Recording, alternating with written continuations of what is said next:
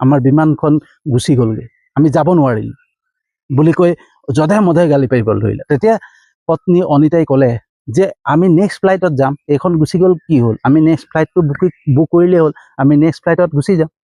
কিন্তু তথাপিও ৰাকেশ মেহতাই খঙত তাইক গালিয়ে পাৰি থাকে আৰু গালি পাৰি থাকি তেনেকৈ বহি আছে নেক্সট ফ্লাইটৰ বাবে অপেক্ষাৰ বাবে, তাতে বহি আছিলে। আৰু তেনেকুৱাতেই ওচৰৰ টিভি স্ক্ৰীণত এটা বাতৰি আহিলে, লগালগ সকলো ফালে হোৱা দোৱা লাগিলে, সকলো ফালে হুলস্থুল লাগিলে। যোনখন বিমানত তেওঁলোক গ'ল হয় সেই বিমানখন ইতিমধ্যে দুৰ্ঘটনা হৈছে। এখন হস্পিটেলত গৈ পেলাই, এখন মেডিকেল কলেজত গৈ পেলাই খুন্দা মাৰিছে আৰু জ্বলি চাৰখাৰ হৈ গৈছে।